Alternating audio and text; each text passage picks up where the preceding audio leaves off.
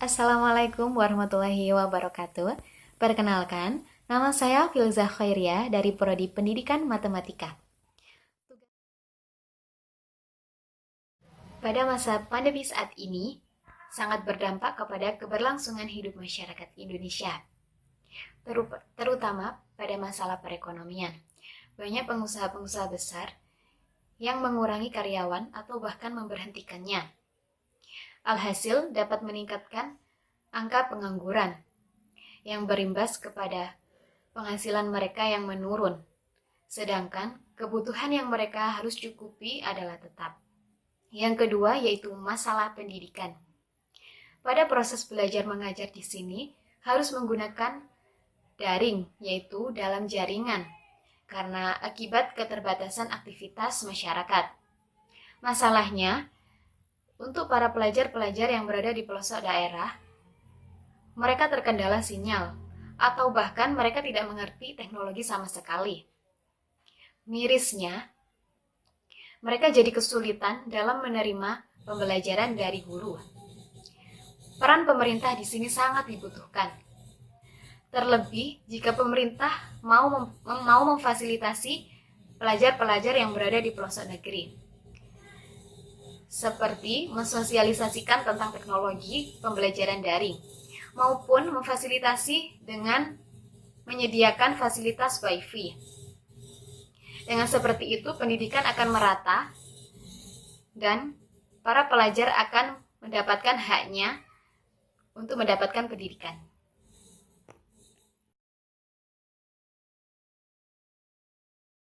Bagaimana aktivitas saya saat pandemi pada masa sekarang ini? Aktivitas saya seperti biasanya seperti sebelum ada pandemi COVID-19 ini. Namun, saya harus lebih ekstra menjaga imun dan kesehatan saya agar tidak terserang oleh virus COVID-19 ini. Yang biasa saya lakukan pertama yaitu menjaga pola makan yang sehat. Yang kedua, istirahat yang cukup. Dan yang ketiga yaitu berolahraga.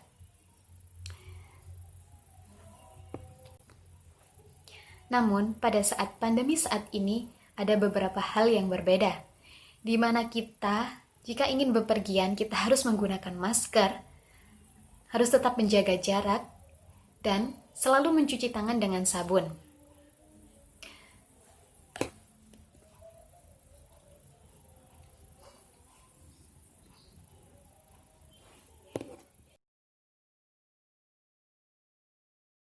Menurut saran saya, untuk pembelajaran di masa pandemi ini, sesekali untuk melakukan pembelajaran luring atau luar jaringan, yang tentunya dengan keterbatasan siswa dan tetap menjaga protokol kesehatan.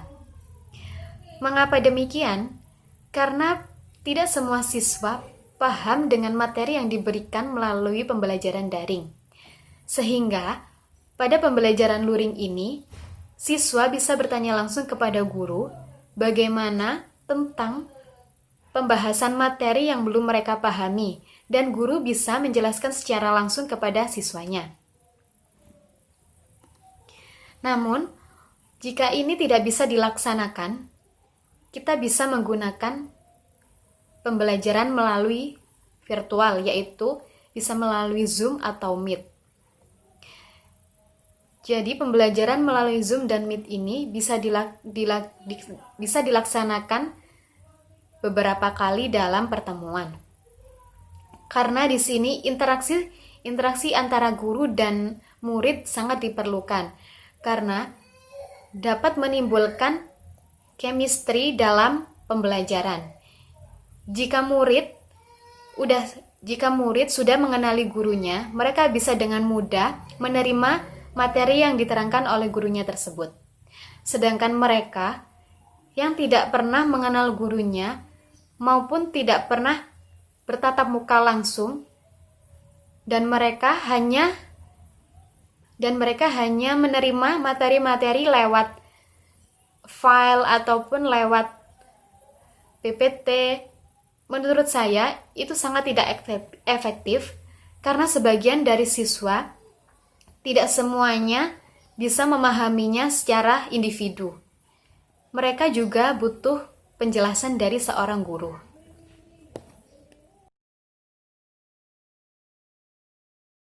Terdapat 1,2 juta dosis vaksin COVID-19 produksi Sinovac Tiongkok yang tiba di tanah air pada tanggal 6 Desember 2020.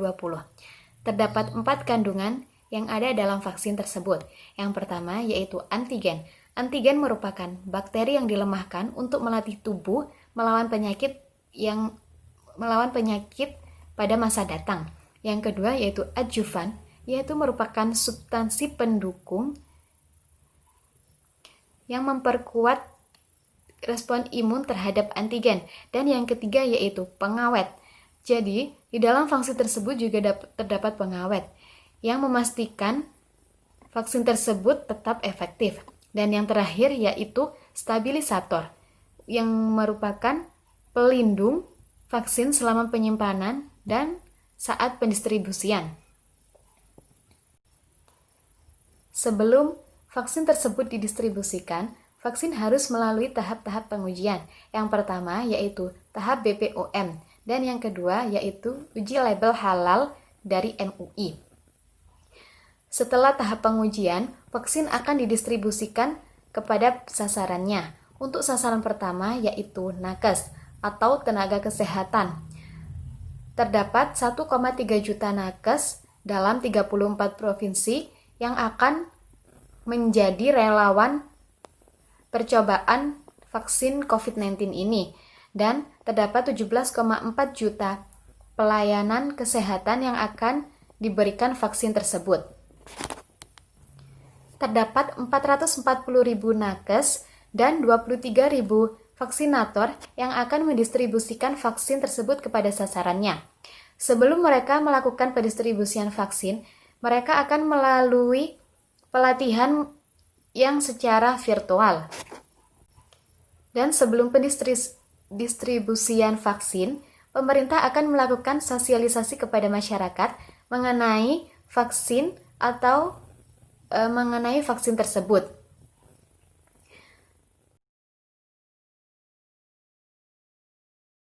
Harapan saya, pendistribusian vaksin tersebut dapat didistribusikan secara merata. Melihat pendistribusian vaksin tersebut melalui beberapa tahapan.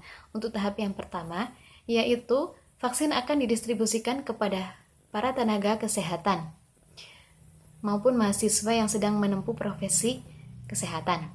Yang kedua yaitu untuk petugas pelayanan publik seperti TNI, Polri, dan petugas pelayanan publik lainnya. Yang ketiga yaitu didistribusikan kepada manusia lanjut usia. Karena hal ini rentan terhadap manusia lanjut usia. Dan yang keempat yaitu akan didistribusikan kepada masyarakat dan pelaku perekonomian dengan catatan ketersediaan yang ada. Vaksin tersebut akan didistribusikan pertama kali kepada Presiden RI kita, yaitu Bapak Joko Widodo dan wakilnya Bapak Ma'ruf Amin. Harapan saya pada pendistribusian vaksin tersebut bisa didistribusikan secara merata hingga pelosok-pelosok daerah. Karena harapan saya agar COVID-19 ini segera berakhir dan masyarakat bisa hidup normal seperti dahulu kala. Terima kasih. Mohon maaf apabila ada salah kata. Wassalamualaikum warahmatullahi wabarakatuh.